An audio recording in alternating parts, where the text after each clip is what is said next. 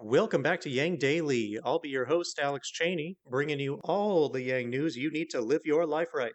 We've got a couple exciting events to discuss and some new evidence that proves we've been right all along. Who doesn't love being right, am I right? Let's get to it. Biden's VP vetting is the talk of the town after articles revealed that Klobuchar is being vetted by the team as a possible VP pick. But we've known she would be considered all along, as are a dozen other candidates. The problem with the entire list is that it doesn't contain the two names that could actually help Biden win the election, which are Bernie and Yang.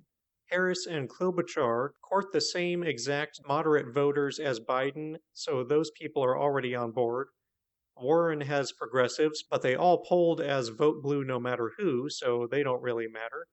There's simply nothing to gain from these candidates as VP. The only two choices that really make sense are Bernie and Yang, both who have a lot of pull with progressives and who have fans that are not already guaranteed to vote Biden, especially in Yang's case. He pulled a ton of new voters of all ideologies, which the Dems need to keep. He also was the only candidate with positive favorability nationally and the most electable candidate by the numbers because he polls the most swing voters, especially Republicans. He's far and away the best VP pick to win, but I guess Biden would rather virtue signal than win. I honestly don't know what goes through these people's heads. The data is out there. Look at it. Use your brain. Speaking of, a new article from Politico lays out the economic recovery data, or lack thereof, more clearly. They find that the unemployment numbers for Georgia, the first state to reopen substantially, have not significantly changed, and new layoffs continue to roll in. Public polling indicates that consumer confidence has yet to return. Nearly two-thirds of Georgia residents in a recent Washington Post Ipsos poll said they felt their state was lifting restrictions too quickly, and only 39% said they approved of Kemp's handling of the outbreak.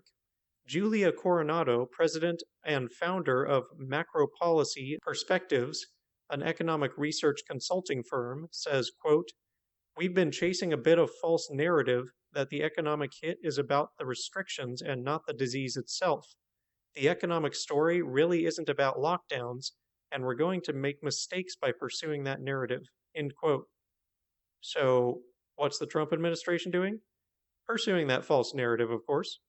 Pressuring governors to reopen in the vain hope that it'll all go away. Trump ignoring data and playing make-believe, who would have guessed?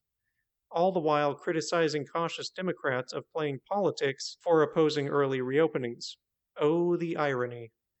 This is one more example of what the boys on the Moving Forward podcast say about Trump projecting, accusing other people of everything he does himself.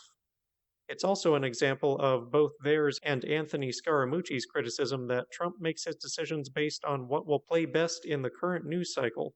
Wouldn't it be great if we had an Asian guy who makes decisions based on data running the country? Boy, would it. No one should be surprised by these results, as consumers shut themselves down before the lockdowns did. A recent analysis by four University of California, Berkeley researchers found that the effect of stay-at-home orders accounted for only 1/4 of the jobless claims at the start of the crisis, suggesting that a majority of jobs that have been erased would have been lost even without statewide shutdowns. Simply put, everyone calling for the lockdowns to end, like it'll make everything okay, is delusional. Trump is recklessly feeding that delusion. If anything, it will only put us at further risk of infection and longer shutdowns. And the Yang Gang have been right all along that the only way to restore the economy is to control the virus and establish reliable, disposable income with the UBI. Yang drove this home in a separate article where he was quoted saying, "We have to face facts that 42% of these jobs will not come back. You're looking at essentially long-standing or permanent job loss of 15 million plus. And for reference, the Great Recession cost us less than 9 million jobs. So you're looking at something almost 2 times the Great Recession permanently." End quote. Any politician with a brain cell should be pushing for testing and UBI right about now if they want to be reelected. And let me tell you, this crisis just got real, folks. We just received word of the unthinkable. Yes, Victoria's Secret is closing their stores in the US and Canada. Oh, the humanity! How will we be able to pay $100 for 8 square inches of fabric that falls apart within weeks? Watching it disintegrate on your partner in real time is the best part. Truly, no one is spared in this calamity. A moment of silence for the fallen. In some rare good news from Texas, a federal judge ruled in favor of absentee ballots being made available to everyone in the state who wishes to avoid in-person voting due to COVID. They do still have to request the ballot, unfortunately. If you know anyone in Texas, let them know that they can vote without exposing themselves needlessly. This comes as the Trump administration, according to The Hill, threatened to withhold federal aid from Michigan after the Secretary of State announced they would mail absentee ballot applications to all residents. Withholding federal aid from states to get them to do what you want sure seems like another thing that should be a crime, doesn't it? Mitt Romney stepped up and defended mail-in voting, telling Trump that probably 90% of his state's residents use it regularly and report great satisfaction with it, along with the population of every other state which uses mail-in voting as the standard. Mitt Romney, as usual, seems the one Republican politician to retain his independent faculties in the era of Trump.